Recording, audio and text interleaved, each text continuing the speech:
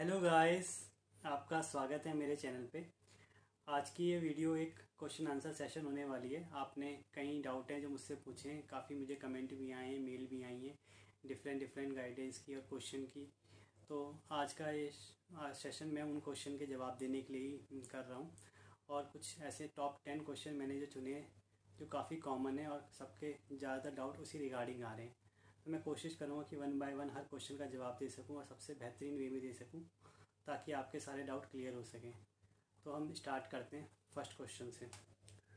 तो सबसे पहला क्वेश्चन जो है, should I drop for GATE exam. तो ये काफ़ी कॉमन क्वेश्चन है कि सब ये पूछ रहे हैं कि उन्हें गेट एग्ज़ाम के लिए ड्रॉप करना चाहिए कि नहीं, और वो भी पीएसयू जॉब की वजह से ही। तो अगर आपको मुझसे ये आंसर चाहिए तो मैं आपको ये कहूँगा कि नहीं, आपको ऐसा बिल्कुल नहीं करना चाहिए। गेट एग्ज़ाम के लिए ड्रॉप करना बिल्कुल भी एक अच्छा डिसीजन नहीं है, क्योंकि आप जिस पीएससी जॉब के पीछे जा रहे हैं उसमें आप देखेंगे नंबर ऑफ़ वैकेंसी काफ़ी लेस है। और दूसरा फैक्टर ये भी है कि आप देखें तो वैकेंसी लेस के साथ साथ वैकेंसी कम भी होती जा रही है। 2020 में अगर आप देखें तो एक भी वैकेंसी नहीं आई थी, और 2021 का भी अभी तक ऐसा कुछ आसपास नज़र आ नहीं रहा है। और गवर्नमेंट रिपोर्ट भी आप देखें तो कंपनियों की हालत थोड़ा ज़्यादा अच्छी नहीं चल रही है, और गवर्नमेंट के पास इतना पैसा नहीं है कि आगे भी कोई वैकेंसी निकाली जाए। तो इसीलिए गेट, अगर आप पीएसयू के लिए स्पेसिफिक जॉब वो ड्रॉप करना चाहते हैं तो मुझे नहीं लगता कि एक सही डिसीजन होगा। सेकंड चीज़ एक और है कि गेट बाकी अगर आप देखें एमएससी के स्टूडेंट के लिए इतना बेनिफिशियल नहीं है, क्योंकि इससे सिर्फ पीएचडी में एडमिशन हो सकता है, वो भी अंडर 500 रैंक में। तो अगर मैं आपको कहूँ, अगर आपको पीएचडी ही करनी है तो सीएसआर नेट अगर आप निकालें तो ज़्यादा बेनिफिशियल है, क्योंकि सीएसआर नेट को ज़्यादा फेवर करते हैं गेट के कंपैरिजन में किसी भी आईआईटी या आईएससी में एडमिशन लेने के लिए। तो आप कोशिश करें कि जो भी फैसला लें थोड़ा सोच समझ के लें। और तीसरी जो चीज़ है, जो लास्ट पॉइंट मैं इसमें ऐड करना चाहूँगा, कि गेट का जो एग्ज़ाम है वो भी काफ़ी अनसर्टेन हो गया है।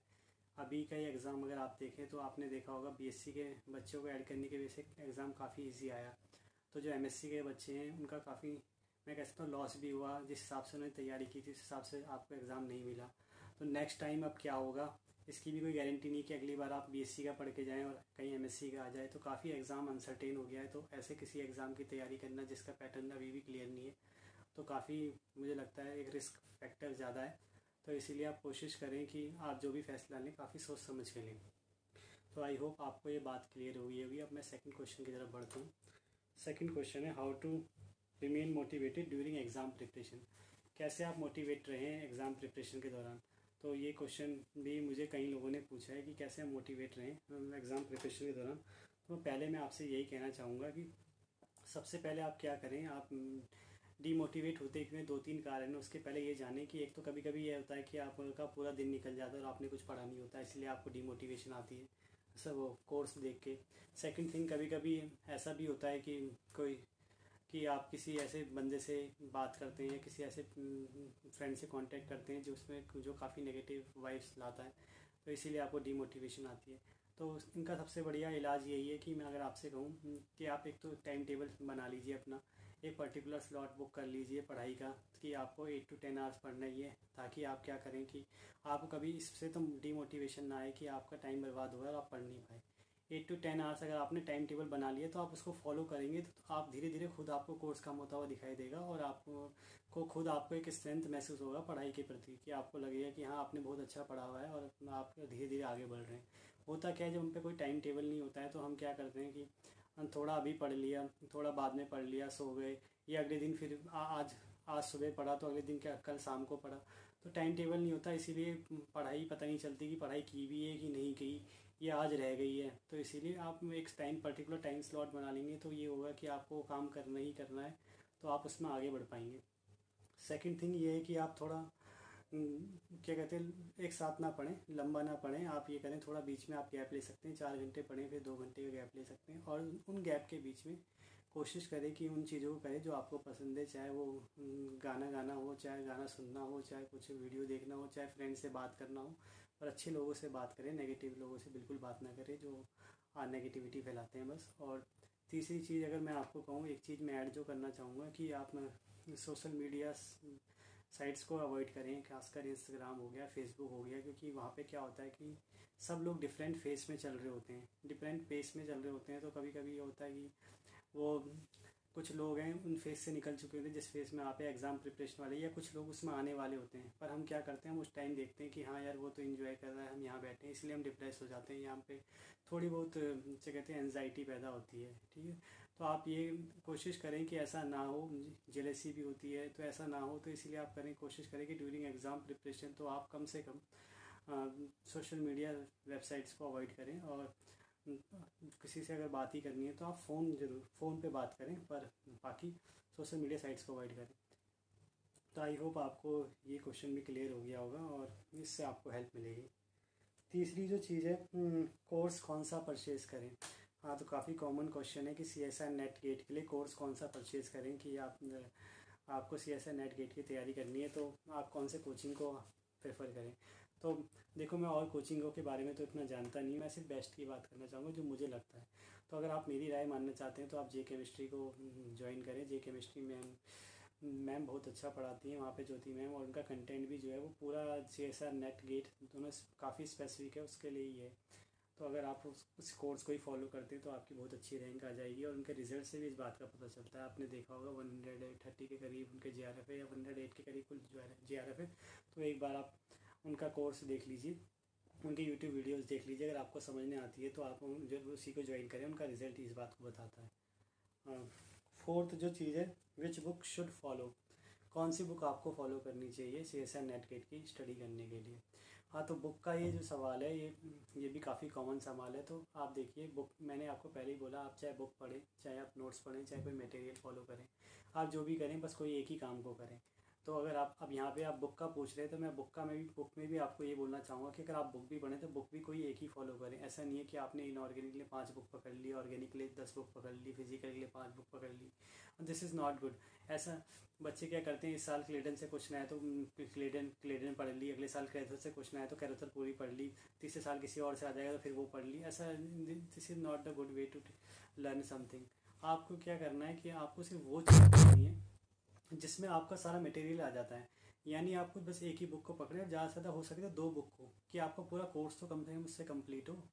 बस इसीलिए 2 बुक ज़्यादा से ज़्यादा। और अगर मेरी राय में अगर आप कोई बुक पूछते हैं तो इनऑर्गेनिक मैं कहूँगा आप वही रेफ़र करें, और क्या कहते हैं फिजिकल के लिए PSP, और ऑर्गेनिक के लिए क्लेडन बेटर है। और कैरोथर के क्वेश्चन, अगर आप पे कैरोथर की क्वेश्चन बुक आती है, उसे फ़ोटो स्टेट मिल जाती है, तो उसे अगर आप प्रेफर करते हैं तो सही है। अगर आप बुक प्रेफर करना चाहते हैं तब, ऐसा बिना बुक के भी हो सकती हैं चीज़ें, पर आपने बुक पूछा है तो इसलिए मैंने बताया था। अब ऐसा मत करना कि आप कहें कि आप बुक भी पढ़नी पड़ेगी। बुक ज़रूरी नहीं है आप कोई भी चीज़ फॉलो करें, पर एक चीज़ फॉलो करें। नेक्स्ट जो क्वेश्चन है, हाउ टू अप्रोच क्वेश्चन और how to practise for question की प्रैक्टिस कैसे करें। तो क्वेश्चन की प्रैक्टिस का बेटा एक ही तरीका है। मैं अगर आपको कहूँ कि क्वेश्चन या तो आप असाइनमेंट, किसी कोचिंग के असाइनमेंट करते हैं तो अच्छी बात है, और नहीं तो आप प्रीवियस ईयर ज़रूर करें। प्रीवियस ईयर इनफैक्ट 3-4 टाइम्स अगर आप कर लें प्रीवियस ईयर तो सबसे बढ़िया होगा, अगर आप कोई भी असाइनमेंट फॉलो नहीं करते हैं तो। वैसे तो 90% असाइनमेंट सारे कोचिंग के प्रीवियस ईयर क्वेश्चन ही होते हैं, अगर आप प्रीवियस ईयर कर लेते हैं तो वही बहुत ज़्यादा इनफ होते हैं। और अगर आप 2011 से देखेंगे, 2011 से नेट गेट का प्रीवियस ईयर मिलने स्टार्ट हो जाते हैं, और गेट के भी आपको मिल जाते हैं 2003-4 के भी। तो ये अपने आप में ही 3-4 हज़ार क्वेश्चन हो जाते हैं, तो बहुत ज़्यादा इनफ होते हैं आपकी तैयारी के लिए।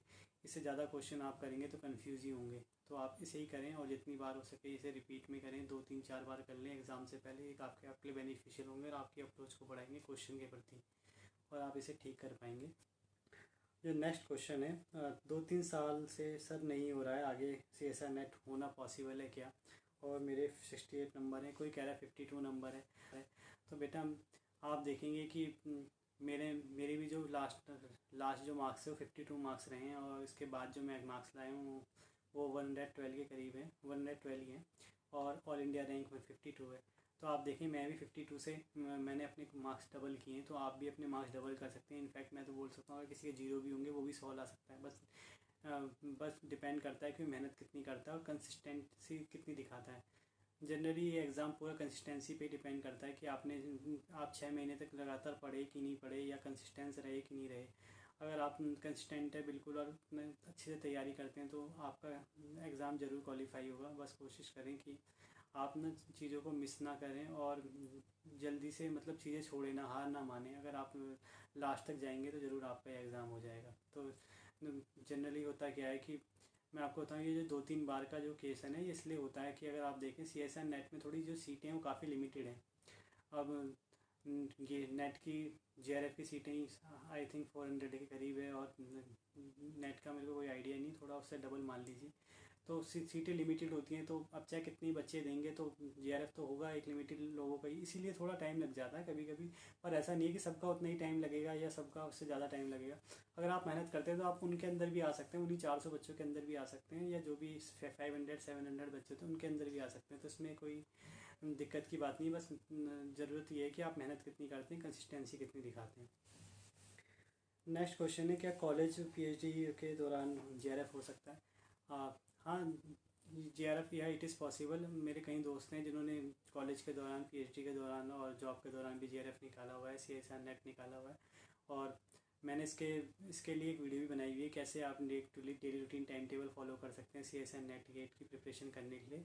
तो उसे अगर आप देख लें तो आप, मेरे को लगता है वो आपके लिए बेनिफिशियल होगी। हाँ, तो 8th क्वेश्चन है कि नेगेटिव पीपल से कैसे बचें। हाँ, तो नेगेटिव लोगों से कैसे बचें, तो इसका यही आंसर है कि आप कभी भी कहीं भी जाएंगे तो आपको हर जगह ये लोग मिलेंगे, आपको इनसे बचना नहीं है, इनकी बातों से मोटिवेशन लेना है। आप कोशिश करें कि आपको जो भी बातें कही जा रही हैं उसे आप गलत प्रूव करें अपनी मेहनत से। जितना आप मेहनत करेंगे उतना आप आगे बढ़ेंगे, इन बातों को भूल जाएंगे। होता क्या है कि हम इन बातों पर ध्यान देते हैं और हमारी मेहनत कम हो जाती है। तो ऐसा करें कि ज़्यादा से ज़्यादा क्या हो सकता है, आप ऐसे लोगों को अवॉइड करें और उनसे दूर रहें, और उनकी बातों को उस टाइम के लिए इग्नोर करें, पर अपने दिल में ये बातें ज़रूर रखें, पर एज ए मोटिवेशन, कि आपको ये बात मोटिवेट करे कि आपको कुछ बेटर करना है।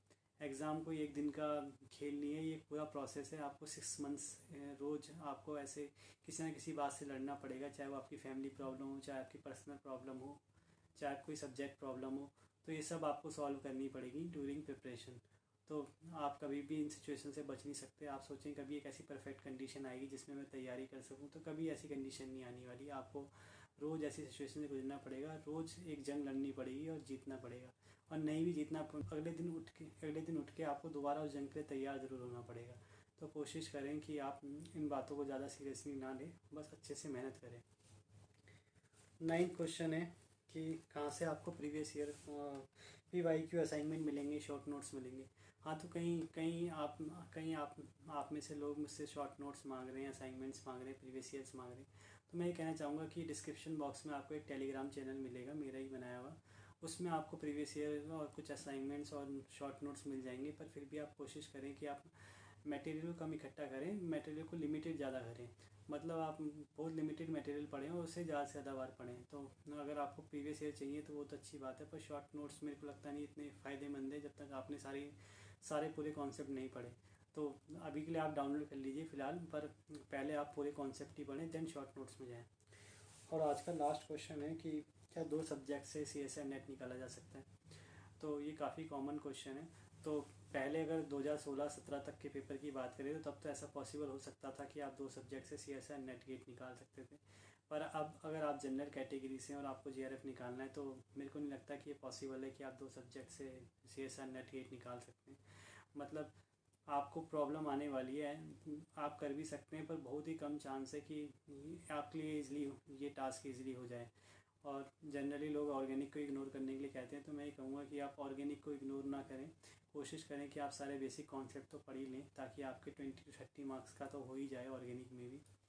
और इनफैक्ट अगर आप ऑर्गेनिक अभी छोड़ते हैं तो आपको पता है कि नेट के बाद आपको गेट का पेपर देना ही होता है। तो अगर आप अभी छोड़ देंगे तो गेट में आप अपने आप पीछे हो जाते हैं, और गेट का पेपर तो पूरा डिपेंड करता है आपके रैंक में, और रैंक उन्हीं की आएगी जिन्होंने सब कुछ पढ़ा होगा।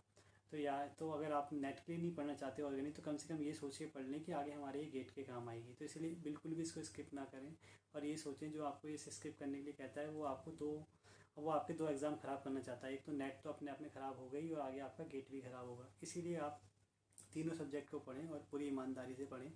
और प्रियोरिटी ऑर्डर आपको कुछ और हो सकता है और उसमें स्ट्रेंथ कुछ और हो सकती है, पर कोशिश करें कि किसी भी सब्जेक्ट को आप मिस ना करें। ठीक, आई होप आपके सारे डाउट क्लियर हो गए होंगे। अब इसके बाद भी आपके कुछ डाउट हैं तो आप मुझे मेल कर सकते हैं मेरे दिए हुई मेल पे, जो डिस्क्रिप्शन बॉक्स में अवेलेबल है, और कमेंट कर सकते हैं।